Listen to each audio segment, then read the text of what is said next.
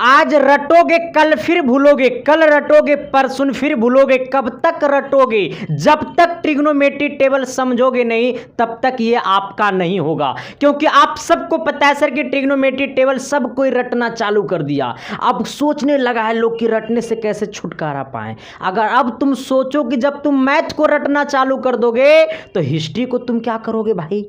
हाँ, इसलिए सर ये मैथ रटने का चीज़ नहीं है, ये समझने का चीज़ है। लेकिन रीज़न तो है सर कि मुझे समझ में आता नहीं है, तो मैं समझाने आया हूँ ना, आप सबके बीच में क्या करने आया हूँ? तो समझाने आया हूँ सर। तो सिंपल बात है कि आप 2 मिनट बैठ के बर्दाश्त करो, सारे का सारे ट्रिग्नोमेट्री टेबल आपके दिमाग में हो जाएगा सेट। सर देखिए, सबसे पहली बात है सर, एकदम बेसिक से मैं आपको समझाऊंगा तभी आप समझ पाओगे, ठीक ना? अच्छा, आप सबको मैं कहना चाहता हूँ सर कि आप सब आज तक जब आप काउंटिंग करते होगे तो एक से गिनती करते होंगे ना।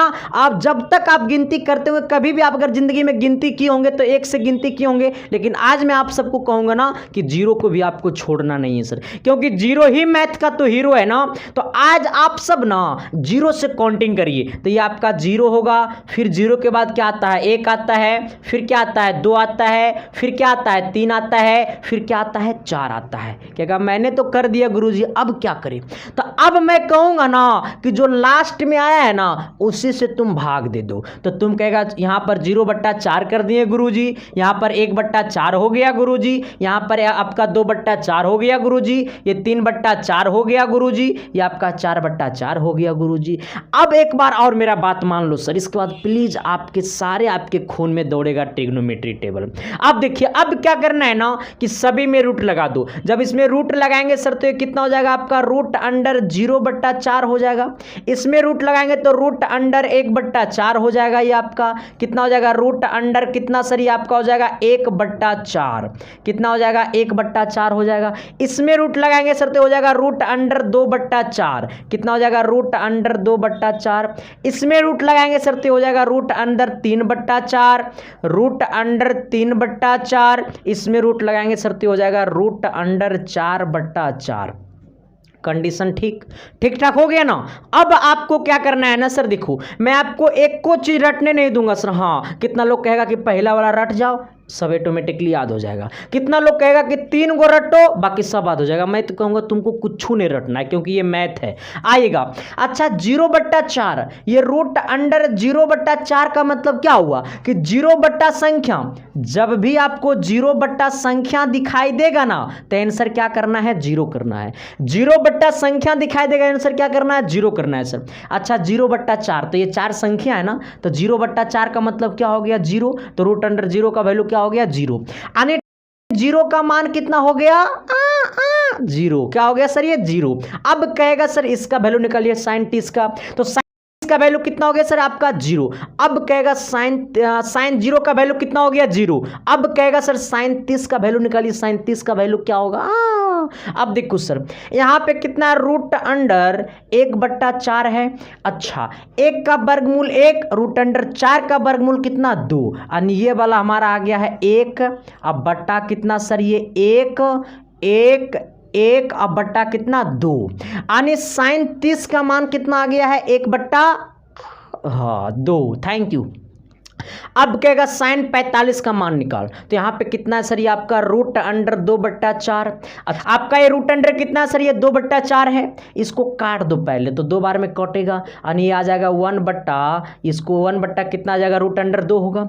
आइए, ये रूट अंडर 1/2 है ना, तो इसको क्या करेंगे सर? ये 1 का वर्गमूल 1, लेकिन रूट अंडर 2 ही रह जाएगा, तो इसको क्या लिखेंगे? 1 अब बट्टा रूट अंडर कितना? 2। अगर आगे वाला की बात किया जाएगा ना सर तो मजा आएगा। ये कितना आपका है? रूट अंडर 3/4, लेकिन रूट अंडर 3 का तो रूट अंडर 3 ही रह जाएगा, लेकिन रूट अंडर 4 का वर्गमूल कितना निकलेगा? 2। तो यहां पर आपका हो जाएगा रूट अंडर 3/2। अगर मैं बात करूंगा sin 90 का सर, तो आपका रूट अंडर 4/4 है, तो ये दोनों कटेगा एक बार में, तो आपका कितना हो गया? रूट अंडर 1 का वैल्यू कितना हो गया? 1। अब यहां तक रट लिया ना, आगे अब कुछ भी नहीं करना है सर। अब आपको यहां तक रटना नहीं है। अच्छा, sin 0 का वैल्यू 0, sin 30 का वैल्यू 1/2, sin 45 का वैल्यू 1/√2, sin 60 का वैल्यू √3/2, sin 90 का वैल्यू 1। एक बार आप सब प्लीज मेरे साथ बोलिए, प्लीज आप सब एक बार मेरे साथ बोलिए। sin 0 का वैल्यू साइन 30 का वैल्यू 1/2, साइन 45 का वैल्यू 1/√2, थैंक यू। साइन 60 का वैल्यू, थैंक यू। साइन 90 का वैल्यू, थैंक यू। अब देखिए सर यहाँ तक आप सबने बोला, आगे क्या करना है ना कि पीछे से खींचो आगे से डालो, पीछे से निकालो आगे से डालो। पीछे में कितना है सर 1, तो जो साइन 90 का वैल्यू होता है ना वही cos 0 का वैल्यू होता है, तो ये 1 हो गया। अब इसको यहाँ से निकालो यहाँ डालो, तो ये हो जाएगा √3 बट्टा कितना 2। अब इसको यहाँ से निकालो यहीं डलाना होगा क्योंकि ये बीच में है, तो 1 बट्टा कितना हो जाएगा √2। इसको निकालो यहाँ डालो तो 1/2, इसको निकालो यहाँ डालो, यानी cos 0 का जो वैल्यू होगा वो कितना होगा 1, cos 30 का जो वैल्यू होगा वो कितना होगा 1/√3/2, cos 45 का वैल्यू कितना होगा 1/√2, cos 60 का वैल्यू कितना होगा 1/2, cos 90 का वैल्यू कितना होगा सर 0। अब मैं कहूँगा आपको रटने तो देना ही नहीं है सर, आइएगा। अच्छा, आप सबको मैंने पढ़ाया था सर कि आपका tan थीटा इक्वल टू क्या होता है sin थीटा बट्टा cos थीटा। अब थोड़ी सी गौर करना है। सर कहिएगा कि सर जितना कैलकुलेशन आप कर रहे हैं इतना कैलकुलेशन हमको करना पड़ेगा ना, तब तो बड़ा समय लगेगा। अरे 2-4 बार करना है, 5वां बार ऑटोमेटिकली याद हो जाएगा, ठीक ना। आइएगा यहाँ पे tan का वैल्यू निकालना है, तो tan थीटा इक्वल टू होता है sin थीटा बट्टा cos थीटा। अच्छा, tan कितना का मान निकालना है, तो tan 0 का मान निकालना है, तो यहाँ पर लिखो tan 0 डिग्री। अच्छा, जब tan 0 लिए तो sin 0 डिग्री का मान लेना है, अब बट्टा cos 0 डिग्री का मान लेना है। sin 0 का मान कितना है, तो 0, और cos 0 का मान कितना है 1। इसका मतलब ये क्या हो गया सर, ये sin 0 का मान 0 और cos 0 का मान कितना 1, तो 0/1 कितना हो गया 0, क्योंकि 0 बट्टा संख्या, और 0 बट्टा संख्या क्या होता है 0, यानी 0/1 क्या हो गया 0, यानी यहाँ पर क्या हो जाएगा 0। यानी साइन आपका tan 0 का वैल्यू कितना आ गया 0। अगर मैं बात करूंगा tan 30 का वैल्यू क्या होगा, जब आपको tan 30 का वैल्यू निकालना होगा तो sin 30 में cos 30 से क्या कर देना, भाग दे देना है। तो sin 30 का वैल्यू कितना है 1/2 भाग देना है cos 30 से, तो cos 30 का वैल्यू कितना √3/2, 2 से 2 गला खोपचा में 1/√3 आ गया, और यहाँ पर लिख दो 1/√3 कितना सर ये 3। अगर बोला tan 45 का मान निकालने के लिए, तो sin 45 बट्टा cos 45, sin 45 का मान 1/√2, cos 45 का मान 1/√2, यानी 1/√2 यहाँ 1/√2 से 1/√2 कट गया, कितना आ गया 1, यानी आपका tan 45 का मान कितना होता है सर, ये 1 होता है, ठीक ना। ये खोपचा वाली बात हो गया। अगर मैं आपको कहूँगा ना सर कि tan 60 का मान निकालिए, तो sin 60 बट्टा cos 60 होता है ना, तो sin 60, तो tan 60 का वैल्यू क्या हो जाएगा, तो sin 60 बट्टा cos 60, sin 60 का वैल्यू कितना होता है √3/2, cos 60 का वैल्यू कितना होता है 1/2, 2 से 2 गया खोपचा में √3/1, एक नीचे नहीं लिखा जाता, इसलिए इसका वैल्यू कितना हो जाएगा √3।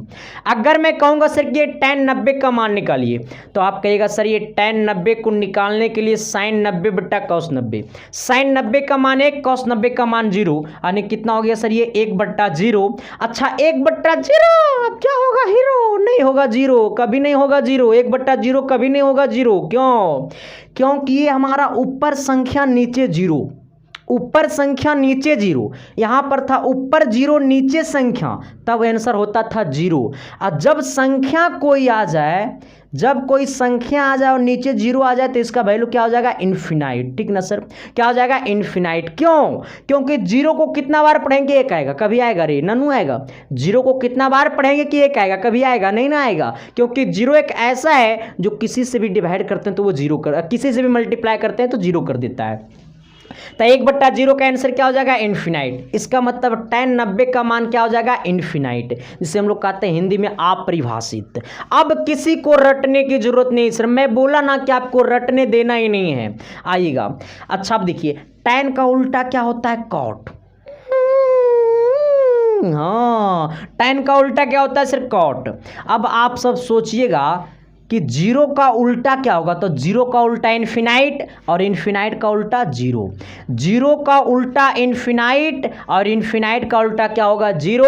और मेरा मोबाइल कर रहा है हूँ कर रहा है, हाँ आइएगा, कोई कॉल कर रहा होगा, देखिए जीरो का उल्टा इन्फिनाइट, इन्फिनाइट का उल्टा जीरो। क्यों? क्योंकि जीरो बट्टा संख्या जीरो और संख्या बट्टा जीरो इन्फिनाइट। अगर यहाँ पे संख्या नीचे था तो जीरो, अगर यहाँ पर संख्या ऊपर है तो इन्फिनाइट, इसलिए जीरो का उल्टा इन्फिनाइट। देख रहा है ये वाला एक दूसरे का उल्टा है, क्योंकि संख्या नीचे यहाँ संख्या ऊपर, तो उल्टा है दोनों एक दूसरे का, तो जीरो का उल्टा इन्फिनाइट आइएगा।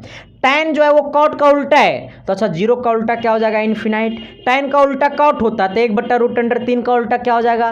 तो रूट अंडर तीन बट्टा एक, एक नीचे लिखा नहीं जाता, एक का उल्टा क्या होगा? एक।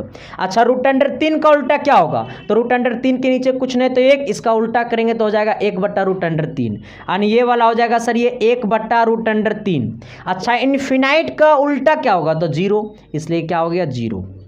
आइएगा ये देखिएगा कॉस का उल्टा क्या होता है? तो कॉस का उल्टा होता है सेक, तो कॉस जीरो का वैल्यू कितना होता है? एक, तो सेक जीरो का वैल्यू कितना होगा? एक का उल्टा, एक का उल्टा एक। रूट अंडर तीन बट्टा दो का उल्टा, तो ये दो नीचे हो जाएगा ऊपर, दो बट्टा रूट अंडर तीन। एक बट्टा रूट अंडर दो का उल्टा तो हो जाएगा रूट अंडर दो बट्टा एक। अच्छा एक बट्टा दो का उल्टा तो दो ऊपर चल जाएगा, एक नीचे आ जाएगा, तो एक नीचे लिखा नहीं जाता इसलिए यहाँ पर भी एक नीचे नहीं लिखेंगे, ठीक ना, सिर्फ ये हो जाएगा रूट अंडर कितना? दो।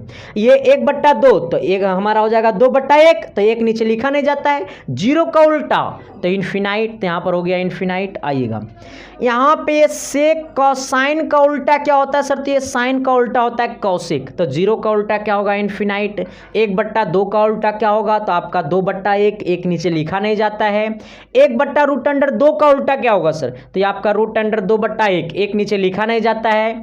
यहाँ पर रूट अंडर तीन बट्टा दो का उल्टा क्या होगा? तो दो बट्टा रूट अंडर तीन, दो बट्टा रूट अंडर तीन। आइएगा अच्छा आपका एक का उल्टा क्या होगा? एक।